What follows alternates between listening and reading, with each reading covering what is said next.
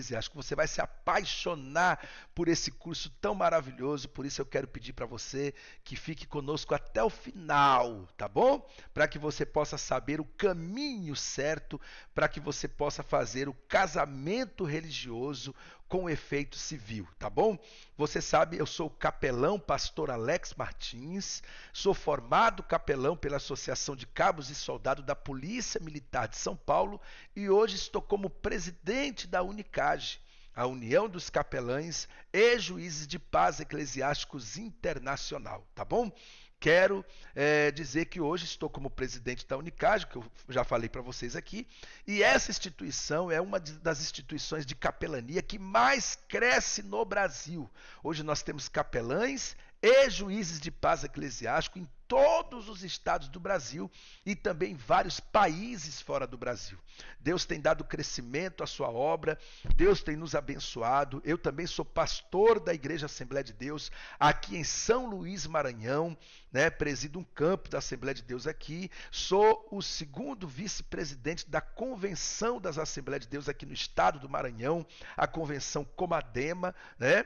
E também sirvo a Deus como presidente da Unicage, tá bom? Então, gente, hoje nós vamos para o curso de Juiz de Paz Eclesiástico. Eu quero dizer para você que você está no lugar certo. Aqui nós levamos o curso aliás, o juizado de paz eclesiástico, aqui nós levamos a sério, tá certo?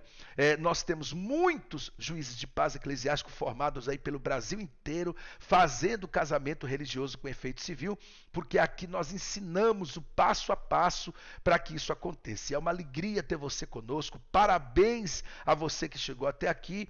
E vamos à nossa aula. No final desta aula, não esqueça, peça a sua certificação. Você só é juiz de paz eclesiástico quando você está com o seu documento em mãos, o seu certificado e a sua credencial desse curso maravilhoso, tá? Que vai habilitar você e ensinar o passo a passo para você fazer o casamento religioso com efeito civil, tá bom?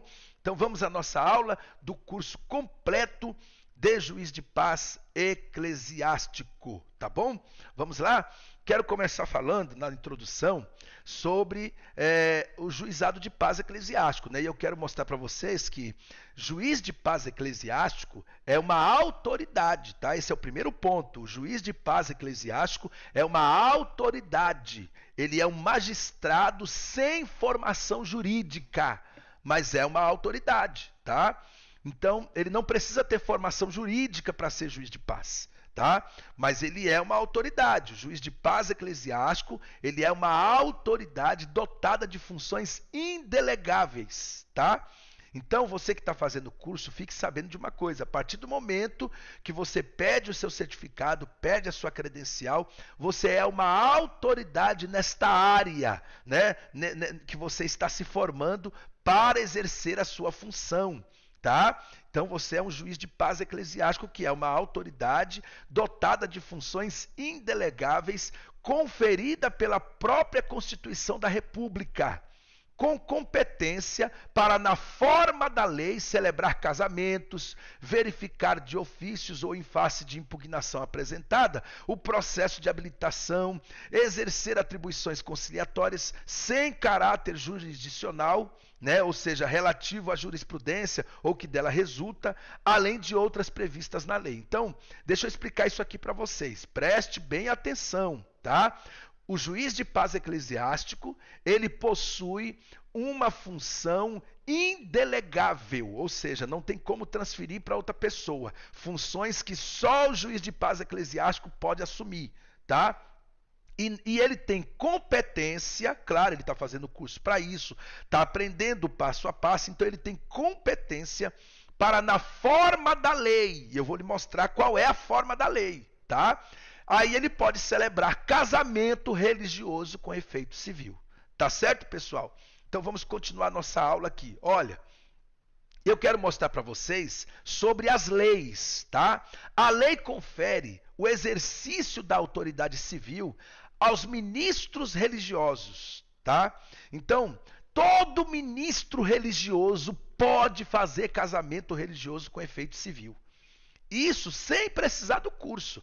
O curso é para você ter mais respaldo, é para você ter o caminho, passo a passo, é para você ter a sua credencial de juiz de paz, tá? Mas a lei determina que se você for ministro religioso, você já pode fazer casamento religioso com efeito civil. Pastores, pastoras, bispos, bispas, apóstolos, apóstola, missionários, missionárias, obreiros e obreiras, conforme o estatuto da sua igreja, tá? Se você está enquadrado na posição de ministro religioso, você pode fazer casamento religioso com efeito civil. Mas é claro que esses obreiros precisam estar devidamente credenciados, né, devidamente credenciados em suas respectivas denominações, que por sua vez as denominações, né, a igreja que você congrega, deverá se encontrar regularmente inscrito no Cadastro Nacional de Pessoa Jurídica, ou seja, a igreja tem que ter o CNPJ, desde que se encontrem na condição de membros ativos de uma associação que é representativa de classe, como por exemplo a Unicage, né? É claro, pastor, mas se eu não for membro da Unicage, eu posso fazer casamento religioso com efeito civil? Se você é ministro do Evangelho, você pode, tá? Você não precisa fazer parte da Unicage para fazer casamento religioso com efeito civil. Mas fazendo parte da Unicage, né, porque você faz o curso aqui, você vai receber uma credencial, sua credencial tem uma numeração, mostra que você é membro dessa instituição, isso lhe dá mais respaldo, tá? E você ainda precisa estar portando seus respectivos documentos de identificação. Ou seja, tem que ter identidade, tem que ter CPF, tá? A lei, se você tiver isso aqui, a lei confere a função de ministro religioso da Justiça de Paz, tá? Então, ministro da Justiça de Paz. Você pode ministrar casamento, sim, religioso com efeito civil, tá bom? Então, vamos lá. O título juiz de paz, eu vou mostrar as leis para vocês, tá? Vou mostrar as leis, mas antes eu quero falar sobre o título. Pastor, e esse título, juiz de paz eclesiástico? Gente, o título juiz de paz eclesiástico é um título honorífico. O que é um título honorífico? É o título que confere consideração, respeito a quem se presta honra e homenagem. Isso é honorífico, tá? O que é o honorífico? O título juiz de paz é um título honorífico que a instituição Unicage, né, no caso a Unicage, está dando para você após você fazer o curso conosco. Nós honramos você, nós homenageamos você com o título juiz de paz eclesiástico. Então esse título ele é dado pela nossa instituição, tá? É a instituição que você faz o curso que lhe dá o título de juiz de paz eclesiástico, que é um título que se dá a quem se deseja honrar, tá?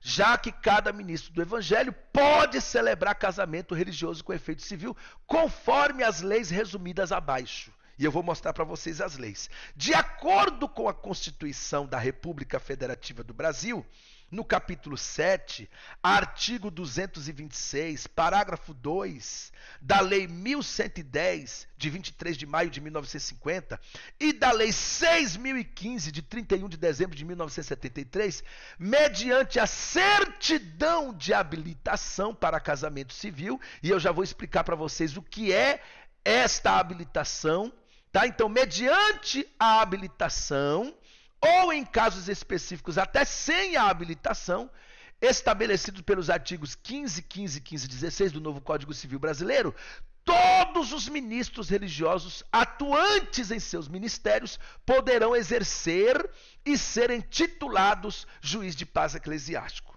tá bom? Então você exerce a função de ministro do Evangelho, você pode fazer casamento religioso com efeito civil, nos parâmetros legais, nos parâmetros da lei. E eu vou lhe mostrar tudo isso aqui, tá bom? Então vamos lá. A função do juiz de paz eclesiástico, essa função primordial, ela é primordial e de grande reconhecimento, né? Essa função primordial e de grande reconhecimento, quando se confere ao ministro religioso da Justiça de Paz, consubstancia-se na possibilidade de celebração do casamento civil, no mesmo ato e no momento da celebração do casamento religioso. Ou seja, o ministro religioso, após o término da realização da cerimônia religiosa matrimonial em que ele está, o ministro religioso, preste bem atenção, tá? Você pode fazer o casamento religioso e também a parte civil no mesmo local. Como funciona isso? Após a realização da cerimônia religiosa, você agora, subsequentemente, com os noivos no mesmo local, assume a autoridade civil e realiza o casamento civil, tá certo? Nos termos da lei perante toda a igreja. Então, por isso que chama casamento religioso com efeito civil. Por quê? Porque você faz a parte religiosa e depois já segue com a parte civil no mesmo local. Tá certo, pessoal? Então, vamos continuar aqui para a gente continuar aprendendo, tá? Casamento religioso com efeito civil. Vamos lá. É aquele que é celebrado fora das dependências do cartório. Pastor, o que é o casamento religioso com efeito civil? É aquele casamento que é realizado fora das dependências do cartório. Como, por exemplo, igrejas, clubes, associações, praias, chácara, aonde os nubentes, os noivos queiram se casar. Então ali é feita a parte religiosa e a parte civil logo em seguida, tá? Porém, quem preside o ato do casamento não é o juiz lá do cartório, e sim a autoridade religiosa, o pastor, a pastora, o rabino, o ministro religioso, o obreiro, né, religioso, o obreiro, se no estatuto da igreja dele for considerado obreiro ministro religioso, tá? Então ele assume ali, né, e ali mesmo ele faz o casamento religioso com efeito civil. Tá certo, gente? Então isso é o casamento religioso com efeito civil, onde se faz a parte religiosa e a civil no mesmo local, tá bom? Da mesma forma que o casamento em cartório, o casamento religioso com efeito civil deve ser realizado de forma pública, tá? Não pode ser de portas fechadas, tem que ser de forma pública, de portas abertas, durante todo o ato de sua realização. Estabelece a Constituição Federal de 1988, no artigo 226, no parágrafo 2, que o casamento religioso tem efeito civil na forma da lei. É Constituição, gente. Tá? Então o casamento religioso, ele pode ser seguido do efeito civil e ele tem o mesmo valor do civil que é feito lá no cartório, tá? O casamento religioso atende à exigência da lei para a validade do casamento civil. Equipa-se a ela desde que o momento do seu registro em livro próprio, casamento produzido com todos os efeitos a partir da data da sua celebração. Ou seja, o que está dizendo aqui a lição? A lição está dizendo, gente, que o casamento religioso, tá? Ele tem valor civil desde o momento em que ele foi registrado e realizado a celebração, tá? Então, a hora que aconteceu a celebração e no final da celebração religiosa tem a parte civil, os noivos assinam a documentação ali mesmo na igreja, ali o casamento já está produzindo todos os efeitos a partir da data da sua celebração. Ou seja, pastor, mas só vai valer se depois do casamento na igreja levar o documento lá no cartório. Não, não. Antes do documento chegar no cartório, eles já estão casados. Já estão casados porque assinaram documentação na frente de todas as testemunhas durante o casamento. Tá? Então termina o casamento religioso, né? Aí vem a parte civil. Na parte civil eles vão assinar o termo do casamento. Assinou o termo, já está casado. Tá certo? É isso que a lição está nos ensinando, tá bom? Cerimônia de casamento religiosa com efeito civil. O casamento civil é cercado de inúmeras formalidades que o Poder Legislativo julgou necessário à sua celebração, tá? Daí, resulta que os Estados Federados, na forma da organização judiciária de cada um, se fazem representar nas celebrações pelo juiz de paz, que é quem fala pela lei, após a regulamentar habilitação dos presentes, declara os casados mediante a manifestação positiva de cada um deles, depois da indagação individual que se faz um ao outro, se é de livre e espontânea vontade a união e então a união que eles estão celebrando, tá certo? Então o que a lição está nos ensinando aqui, pessoal? A lição está nos ensinando, né, que o juiz de paz, ele representa a lei. Ele está ali fazendo aquele casamento em nome da lei, tá? Após a habilitação chegar na mão do ministro, né, religioso, que vai ministrar o casamento, ele passa a representar a lei, tá? E ele declara os casados, né? Ele pode declarar os casados mediante a manifestação positiva de cada noivo, dos noivos que estão se casando, né? Se o homem disse sim para a mulher, se a mulher disse sim para o homem, o juiz de paz eclesiástico pode os declarar casados, tá bom? Deixa eu beber um pouquinho de água aqui. Então é isso que a lição está nos ensinando. É curioso observar que a manifestação da vontade deve ser feita de um para com o outro contraente, não podendo comparecer um depois do outro, tá? Ou seja, durante o casamento, o ministro religioso ele vai fazer aquela pergunta: é de livre, espontânea vontade que você, fulana de tal, recebe ciclano como seu legítimo esposo para amá-lo, respeitá-lo, na alegria ou na dor, na fartura ou na escassez, até que a morte o separe? E se ela disser sim, então, maravilha. Nós temos que observar que a resposta tem que ser feita um para com o outro. Por isso que a lição está dizendo, é curioso observar que a manifestação da vontade deve ser feita um para com o outro contraente. Não podendo comparecer um depois do outro. Ou seja, eu vou fazer o casamento, o noivo não deu tempo de chegar, mas eu vou ministrar o casamento e depois ele chega. Não. Se o noivo não tiver, não pode ter casamento. Se a noiva não chegou, não pode ter casamento. Por quê? Porque os dois têm que estar presentes e a declaração positiva tem que ser feita de um para com o outro. E mais que caso seja impossível aos contraentes fazer a declaração de vontade nupcial oralmente, né? Porque às vezes, vamos supor, você está casando um casal de noivos, né, que estão se casando e a mulher muda, né? Ela pode manifestar o seu desejo por escrito ou por mímica, desde que compreensível. Ou se ela for uma estrangeira, eu estou fazendo um casamento aqui, pastor, mas a mulher não é brasileira, ou o rapaz não é brasileiro, ele é estrangeiro. Então, ele também, se ele é declarado língua estrangeira, eles podem estar assessorados por um intérprete. E esse intérprete sobre juramento de falar a verdade, entendeu? E isso pode precisar acontecer um dia. Então, é muito importante a gente observar, tá bom? Agora eu quero dar orientações para a realização do casamento.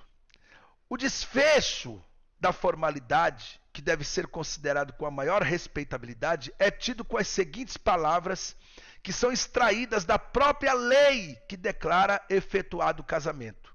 Ou seja, é isso aqui que é um protocolo que precisa ser cumprido no dia do casamento, né? Você tem que perguntar, de acordo com a vontade que ambos acabaram de afirmar, ou seja, declarar, você tem que declarar, né? De acordo, né? Depois que passou a parte religiosa, passou a parte civil, né?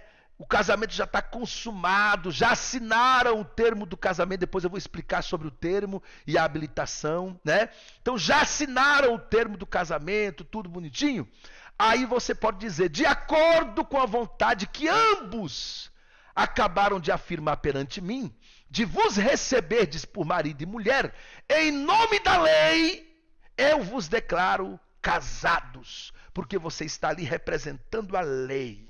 Você é uma autoridade, tá bom? O casamento, porém, não se realizará se não houver resposta ou se um dos contraentes nela inserir qualquer restrição, tá?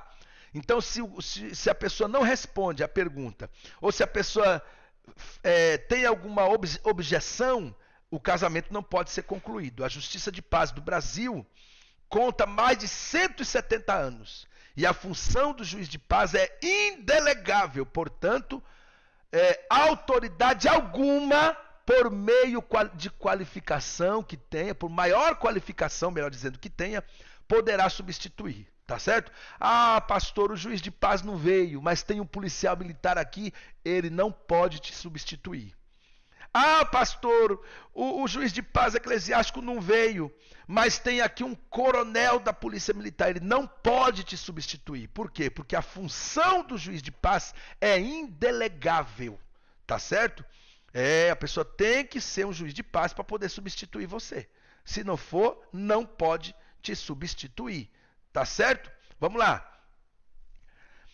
Orientações para a realização do casamento. Primeiro, combine todos os detalhes com os noivos, tá? Você que vai fazer um casamento, combine todos os detalhes com os noivos. O celebrante deve conversar com o casal antes do casamento, para inteirar-se da maneira como eles esperam que a cerimônia seja realizada. A ordem de entrada, as músicas que serão tocadas e cantadas, a participação especial de alguém, se é que vai ter, tá? Então tudo isso tem que ser combinado com o noivo. Se houver algum ponto em que o celebrante não concorda, devido às suas convicções pessoais, ele deve ser honesto com os noivos e encontrar uma solução. Se não houver acordo, peça gentilmente para ser dispensado na tarefa, explicando-lhes os motivos, tá certo? Outro dia, não faz 2 meses, que um pastor ligou para mim chorando no telefone com medo de ser preso, porque lá na cidade dele tinha 2 homossexuais querendo casar, e eles queriam que o pastor fizesse o casamento, né? 2 pessoas, agora não pode mais chamar de homossexual, né? Tem que chamar 2 pessoas, como é que chama? Com diferentes opções sexuais, né? Então eles queriam que o pastor fizesse o casamento deles. E o pastor ficou com medo de dizer que não ia fazer, porque ele tinha medo de ser preso se ele dissesse que ele não ia fazer. E ele ligou para mim chorando, desesperado: pastor, eu vou ser preso, pastor. E agora? Ele tinha acabado de fazer o curso de juiz de paz, gente. Ele acabou de receber a credencial e o certificado dele. O primeiro convite do homem é para fazer um casamento de 2 homens. E aí ele ligou para mim desesperado. Eu disse para ele: pastor, descansa seu coração. Não existe nenhuma lei no Brasil que obriga você a fazer casamento de alguém. Não existe lei, você faz se você quiser. Você não é obrigado a fazer casamento. É claro que você também não vai usar de palavras pejorativas contra essas pessoas. Não. Eu expliquei para ele: olha, pastor, o senhor é um homem muito ocupado, não é? Sou, pastor, sou ocupado demais, eu trabalho muito. Eu disse para ele: então, o senhor disse para eles o seguinte: olha, eu não posso fazer esse casamento por não ter disponibilidade dessa data, entendeu? Ah, e se a gente mudar de data? Não, eu não tenho disponibilidade para fazer esse casamento. Por gentileza, procure outra pessoa. Pronto, acabou. Entendeu? Então você não vai usar palavra pejorativa para aquela pessoa, apesar de que não existe lei que obriga você a fazer o casamento. Você pode dizer não quando você quiser. Se chegarem para mim querendo que eu faça um casamento como esse, por exemplo, eu sou sincero e vou dizer: não faço. Ah, você vai ser preso. Não vou, porque não existe lei que obriga. Tem leis lá em Brasília, né, que estão tramitando lá, mas não vai ser aprovada porque nós temos uma frente parlamentar evangélica que não deixa essas leis serem aprovadas. Entendeu? E se um dia for, nós vamos para a cadeia, mas esse tipo de casamento a gente não faz, eu não sou obrigado a fazer. Entendeu, pessoal? Então, o que é que eu quero dizer para vocês? Tudo tem que ser combinado com os noivos. Se houver algum ponto que você não concorda, dispensa. Não faça o casamento, você não é obrigado a fazer. Tá bom? Vamos continuar. Segunda orientação. Domine o ambiente. Estando tudo acertado, obtenha dos noivos a autoridade para ajeitar o ambiente, se precisar. Se precisar, tá? Se for preciso, tá bom? Se a cerimônia for realizada num ambiente alternativo, como por exemplo num restaurante, às vezes tem gente que quer casar num restaurante, né? Por exemplo, né? Exija que todas as cadeiras fiquem dispostas em fila, como num ambiente de igreja. Jamais permita que sejam colocadas em círculo, pois nesta posição as pessoas fatalmente ficarão conversando uma com as outras durante a cerimônia e atrapalhando a cerimônia. Então, pastor, eles querem assim, eles querem todo mundo sentado numa mesa redonda. Se quiser, não tem problema também, faça o casamento. Tá? Agora, se você puder pedir para mudar as posições das cadeiras, peça, porque vai ser melhor para você que está ministrando o casamento. Tá certo?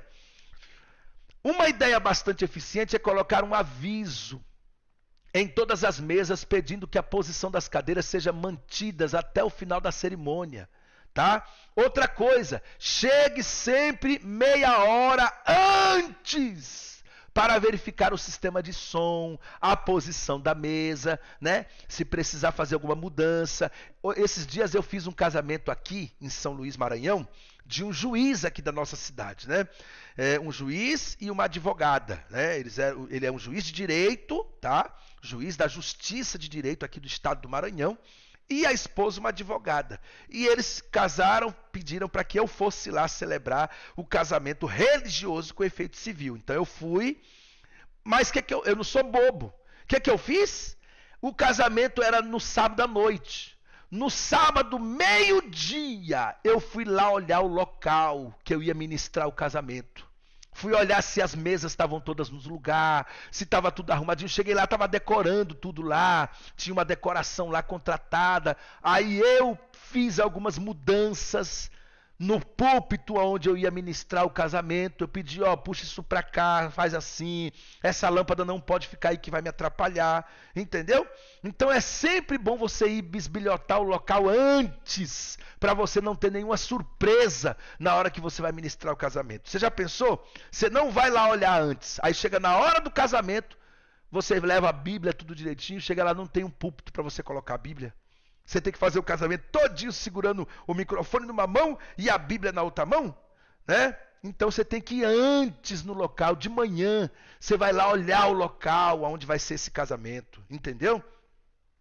E antes de iniciar a cerimônia, verifica tudo direitinho para você não ser surpreendido, tá bom? Vamos continuar aqui. Como iniciar a celebração? Pastor, como que eu inicio a celebração? Primeiro, eu estou ensinando passo a passo, tá?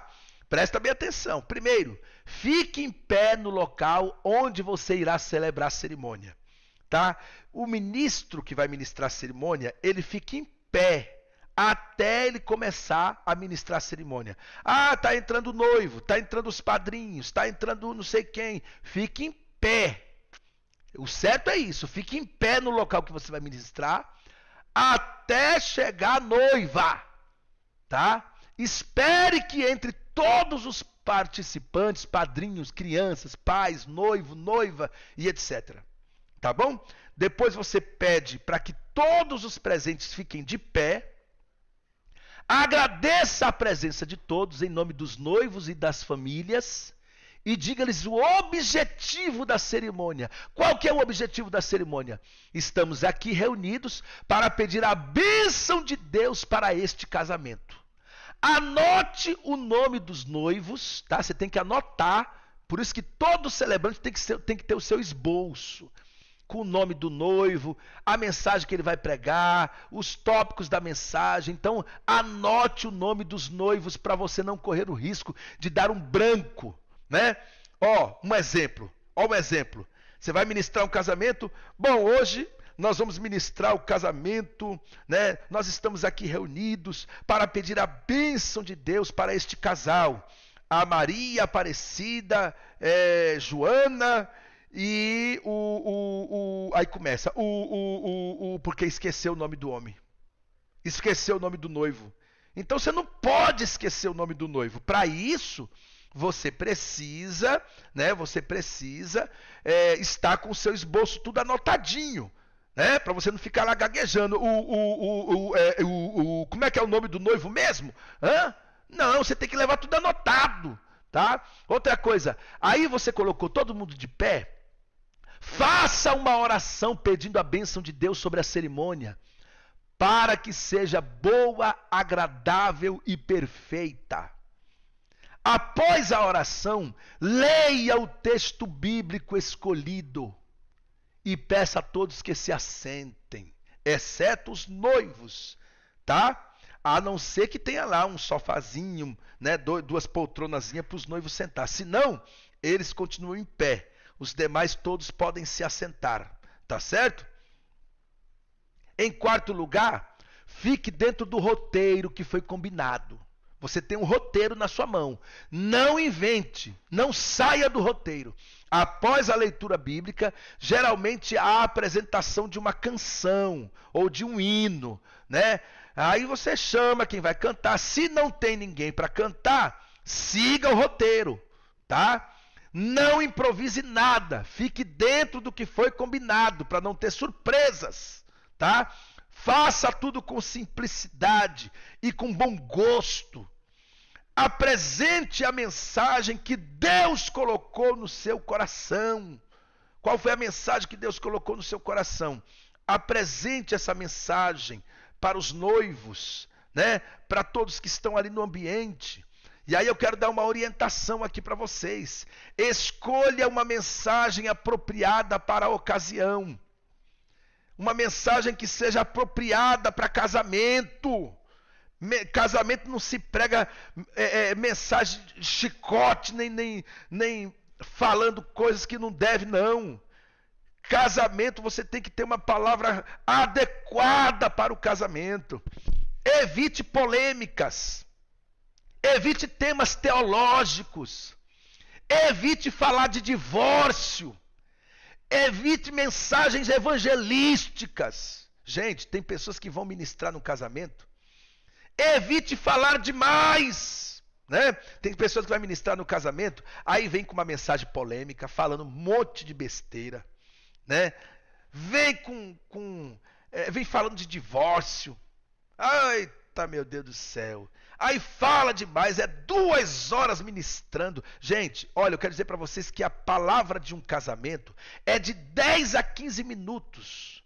Não pode passar disso. Irmão, você já pensou? Olha só como é que é um casamento. Ó, você chega lá, já tem um monte de gente lá e tudo. O pessoal está tudo sentado esperando o noivo, esperando a noiva. Aí chega o noivo, chegam os padrinhos. Aí tem uns casamentos que os noivos e os padrinhos ainda vão dar uma última ensaiada para poder entrar, né? Porque é tudo filmado, tudo coisa e tal. Então eles estão dando uma ensaiada esperando a noiva. A noiva ainda está lá no hotel, terminando de se arrumar.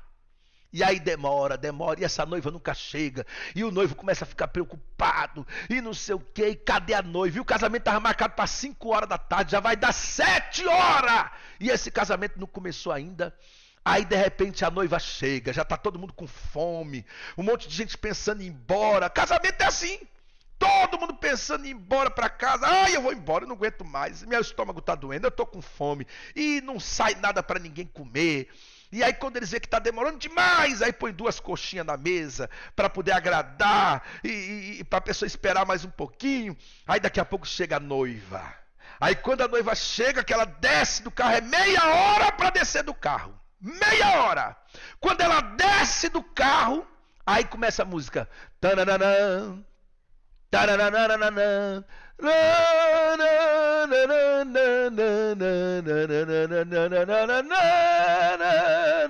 E a noiva vai entrando e todo mundo fica de pé e aquela coisa chique.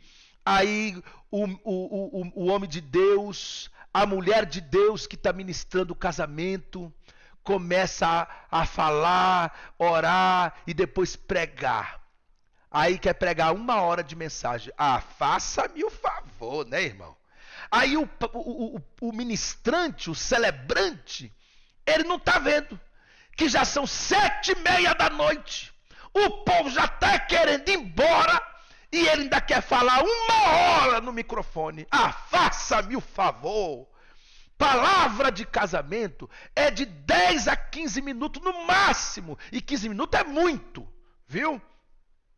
Ah, pastor, mas eu tenho que falar umas verdades. Verdade se fala antes do casamento para os noivos. Ah, pastor, mas eu tenho que dar uma lição sobre divórcio. Sobre divórcio se fala antes do casamento. Você tem que ensinar o casal antes, não é no dia do casamento. No dia do casamento você só vai dar a bênção do casamento, tá? Então evite falar de você mesmo, da sua família ou do seu casamento. Você não está ali para falar isso, você está ali para falar a palavra de Deus e ministrar a bênção no casamento. Evite ficar dando conselhos sobre vida conjugal. Ah, pastor, eu quero falar, eu tenho que falar algumas verdades, que esse casal aí não sei se estava preparado para casar, e tem que falar, porque depois... Não! Isso deve ser feito nas reuniões com o casal antes do casamento, não é na hora do casamento. As mensagens adequadas são aquelas que falam de amor, de alegria, de vida a dois, da certeza da vitória e etc. Tá bom, pessoal? Outra coisa, o momento dos votos. Há várias maneiras de se conduzir esse momento, o momento dos votos. Alguns noivos fazem seus votos voluntariamente sem anotações. Por exemplo, no meu casamento, eu falei algumas coisas para minha esposa antes do pastor celebrar o casamento, quando ela entrou. E depois ela também falou algumas coisas para mim. Então esses votos são feitos voluntariamente. E alguns sem anotação, outros a pessoa leva anotado, né? Outros trazem seus votos por escrito para ler no momento. No entanto, o mais comum e precisa ser feito é o celebrante ler os votos para os noivos repetirem, tá? Então, independente se os noivos têm os votos particulares ou não, você, celebrante, precisa ler os votos para os noivos repetirem. E quais são esses votos? Né? Aí você vai perguntar e vai pôr o microfone na boca deles para eles responder. Pergunte no microfone, pergunte no microfone e coloque na boca deles para eles responder, né? Então eu pergunto assim, Maria Aparecida Joana, é de livre e espontânea vontade que você recebe o Paulo Roberto Freire como seu legítimo esposo para amá-lo, respeitá-lo, seja na alegria ou na dor, na fartura ou na escassez, até que a morte os separe? Aí ela vai dizer sim. Eu dou o microfone para ela dizer. Ela vai dizer sim. Se ela não responder, não pode ter o casamento. Ela tem que responder. Ah, ela respondeu baixinho. Manda ela dizer de novo, no microfone. Entendeu? Fale mais alto. Sim! Ah, tá. Aí a mesma pergunta é feita ao noivo. Paulo Roberto Freire, você aceita Maria Joana, não sei das quantas, como sua legítima esposa, para amá-la e respeitá-la, seja na alegria ou na dor, na fartura ou na escassez, na doença ou na saúde, até que a morte o separe? Ele vai dizer sim. Ah, então pronto. Se ele respondeu sim, se ela respondeu sim, aí sim eles estão declarando que estão se casando. Tá certo? Somente peça aos noivos declararem sozinhos seus votos matrimoniais, se isso for combinado antes, né? Essa oportunidade que você dá para o noivo individual ou para a noiva, para dar os seus votos pessoais, isso tem que ser combinado antes. Se não foi combinado, é só esse procedimento que eu falei. Você pergunta se ele aceita ela como sua legítima esposa, pergunta se ela aceita ele como seu legítimo esposo, até que a morte os separe. Ambos vão ter que responder, tá certo? E eles respondendo sim, você pode prosseguir o casamento, tá bom? Leve os votos por escrito. Tudo isso que eu falei, né? Vocês levem por escrito. Tá? Mais para frente tem aí no próprio slide, na própria apostila que você recebeu, tem aí. Para você não se embananar na hora lá. Então leve por escrito. Eu falo assim, por quê? Porque eu já fiz vários casamentos religiosos com efeito civil. Mas quem não fez ainda precisa levar por escrito, tá bom? E aí leia devagar e pausadamente, respeitando os pontos, as vírgulas, com a entonação solene adequada, né? Não é para fazer nada correndo também, nem gritando, nem pregando, porque agora eu vou fazer o casamento da Maria Joana. Não, irmão, isso não é pregação. Você está fazendo um casamento. Então fale com entonação solene. Ensaia em casa, pede alguém para corrigir você. A prática melhora você, o ensaio melhora você. É uma prática muito saudável se você fizer isso. Tá certo? Ao final de cada voto, garanta que todos ouçam o sim. Todos têm que ouvir o sim dos noivos, tá certo? Se um deles falar muito baixo, peça por gentileza para que ele possa repetir, tá bom? Agora nós vamos aprender aqui, olha só. Nós vamos aprender aqui como podem ser os votos ou confissões do noivo. Né? Então você pode perguntar, você noivo aceita perante todas essas testemunhas a noiva como sua legítima esposa para amá-la, respeitá-la, na alegria ou na dor, na fartura ou na escassez, todos os dias da sua vida até que a morte o separe? É essa a pergunta, tá aí na apostila, tá certo?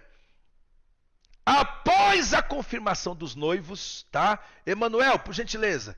Após a confirmação dos noivos, pegue para mim aquele que tem como é que chama? O termo do casamento, que eu quero mostrar para os irmãos aqui, o termo do casamento e a habilitação do casamento, tá bom? Olha, após a confirmação dos noivos, vamos à entrada das alianças. É assim que funciona, eu estou dando passo a passo. Então você ministrou a palavra, fez a pergunta para os noivos. Após essa confissão, o sim de cada um, agora vamos às entradas das alianças. Haverá com as alianças no altar, né? Quando as alianças chegar no altar, né? Entrou uma criança, entrou a menininha soltando as flores, e vem um menininho com a Bíblia na mão, com uma aliança em cima a caixinha da aliança em cima da Bíblia.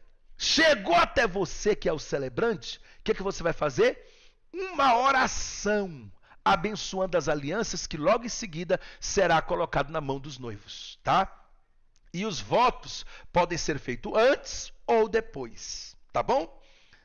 Os votos que eu digo pessoal deles, né? Agora, a pergunta se aceita como esposo, como esposa, tem que ser feito antes, tá bom? Agora vamos proceder com efeito civil. Depois que você fez tudo isso, eles colocaram, o noivo colocou a aliança no dedo da noiva, e por último a noiva colocou a aliança no dedo do noivo. Aí você vai dizer assim, agora vamos proceder com o efeito civil.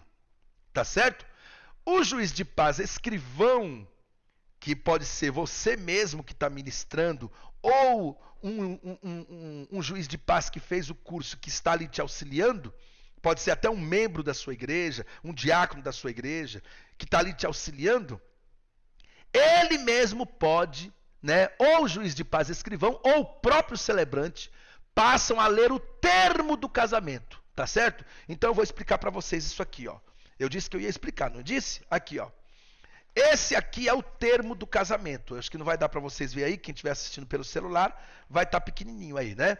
Mas é isso. Aqui está o termo do casamento. Eu vou abrir a tela aqui para me mostrar para vocês, tá? Deixa eu ver se eu consigo, tá? Primeiro eu vou tentar aqui. Deixa eu ver se eu consigo abrir a tela para mostrar para vocês. Pronto, abri aqui. Ó, isso aqui é o termo do casamento. Tá vendo aqui, ó? Ó, tá escrito aqui, ó. Ó, tá escrito aqui, ó. Ó, termo de casamento religioso para efeito civil, tá? Então o termo do casamento, inclusive, eu vou mandar esse modelo para vocês, tá? Eu vou mandar esse modelo para vocês, tá bom? Então aqui, ó, isso aqui eu mando gratuitamente, não vou cobrar nada para mandar esse modelo para vocês, tá bom? Aqui, ó, Esse aqui já foi usado, tá? O cartório aceitou, por isso que ele está carimbadinho, bonitinho, tá certo? Então, eu tenho um modelo que o cartório realmente aceita, porque esse termo não pode ser feito de qualquer jeito, tá? Então aqui, ó, tem o CNPJ da igreja, tem o nome da igreja, né? Tem o carimbo da igreja com o CNPJ, tá vendo? Tá tudo aqui, ó. Tô mostrando para vocês. Presta atenção, tá?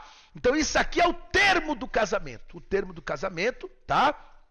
Aqui, ó, tá aqui os dados do noivo, da noiva. Então, você vai ler o celebrante ou o auxiliar do celebrante, o juiz de paz eclesiástico escrivão. Você, juiz de paz eclesiástico, você vai ler o termo do casamento, tá? Você vai ler o termo do casamento. E aqui atrás é onde eles assinam. Aqui eles vão assinar. Então aqui você vai colocar para que os noivos possam assinar, as testemunhas possam assinar e você, celebrante, tá aqui, ó, celebrante, possa também assinar. O pastor, o juiz de paz eclesiástico, o líder religioso, o ministro religioso vai assinar aqui, tá certo? Assinou aqui, pronto.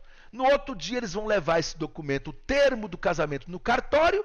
O cartório vai dar para eles a certidão de casamento. Tá certo? Agora, pastor, e a habilitação do casamento? Gente, você só pode fazer esse casamento se os noivos foram lá no cartório, deram entrada no casamento. Aqui é que está o cerne da situação. Tá? Pastor, como é que dá entrada nesse casamento? É bem simples. Os noivos vão lá no cartório, junto com as testemunhas, com as suas documentações, eles vão dar entrada no casamento como um casamento qualquer. É o mesmo procedimento. Só que eles vão dizer lá, eu quero um casamento religioso com efeito civil. Quando eles disserem, eu quero um casamento religioso com efeito civil, o cartório vai pegar a documentação deles, tem que falar o nome certo, é casamento religioso com efeito civil. Aí o cartório vai analisar a documentação deles e depois de 20 dias o cartório vai chamar eles lá e vai dar para eles isso aqui, ó. A habilitação do casamento. O que é a habilitação do casamento? É a autorização para você fazer esse casamento. O cartório está autorizando você, ministro religioso, você, juiz de paz eclesiástico, fazer o casamento. É só isso. Tá certo? Então você com isso aqui na mão, você pode fazer o casamento. Pastor, eu quero fazer o casamento religioso com efeito civil e tal, mas eles não trouxeram a habilitação. Você não pode fazer. Você só pode fazer mediante, lembra lá no início da aula que eu falei? Mediante a habilitação do casamento. É só com esse documento que você está autorizado a fazer esse casamento. Tá certo? E aí, com esse documento na mão, você vai fazer o termo do casamento, tá? Que é o modelo que eu vou mandar para vocês. O termo do casamento você vai fazer. Eu vou mandar ele em PDF e vou mandar em Word para você editar e colocar os dados da sua igreja, os dados de quem vai se casar. Aí fez tudinho, carimbou com o carimbo da igreja, assinou tudinho. Eles assinaram, os noivos, as testemunhas. No outro dia é só levar no cartório e que o cartório entrega a certidão de casamento. Agora, pastor, tem que levar logo no dia seguinte? Gente, a partir do momento que eles receberam a habilitação do casamento, que é a autorização, esse documento aqui, ó. Esse documento aqui, que é a autorização para se fazer o casamento, a partir do momento que eles receberem isso aqui, eles têm 90 dias para se casar e levar o termo do casamento no cartório. Entendeu? Ah, pastor, só tem 30 dias que eles pegaram a habilitação. Eles já assinaram. Só que eles vão para a lua de mel primeiro, para depois levar o documento. Eles estão casados para ir para a lua de mel? Estão. A partir do momento que eles assinaram aqui, ó, eu li lá no começo para vocês. A lei determina que a partir do momento que eles assinaram na frente da autoridade, que é o juiz de paz eclesiástico, que é você, celebrante, se eles assinaram, eles já estão casados. Entendeu? E eles têm 90 dias para poder levar esse documento no cartório. Entendeu? Então, eles foram para a lua de mel primeiro para depois levar o documento no cartório. Não tem problema. Não tem problema. Eles já estão casados. Entendeu? Deixei bem claro para vocês isso, pessoal? Então aqui nós vamos concluir a nossa aula, né? Aí depois de todo esse procedimento, agora só resta você finalizar, tá certo? Só resta você finalizar o casamento. Então, aí você, pastor, já colocaram as alianças. Então agora vamos proceder com o efeito civil.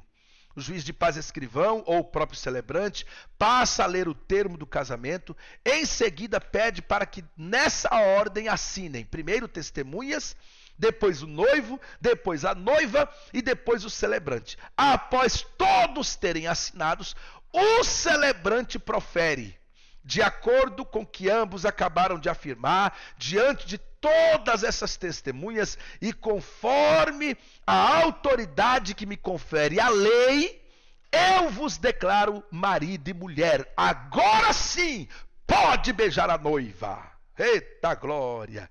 Amém? Então é isso, tá bom? E aí você vai fazer o quê? Você vai encerrar com uma oração. Finalize a cerimônia com uma oração.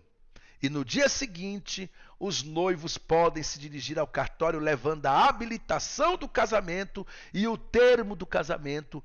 Aí o cartório, por sua vez, emitirá a certidão do casamento. Tá bom, pessoal? Bom, é isso. É muito simples, tá bom? Eu vou resumir aqui para vocês, para a gente concluir nossa aula. É muito simples. Qual é o procedimento, pastor? Resumido.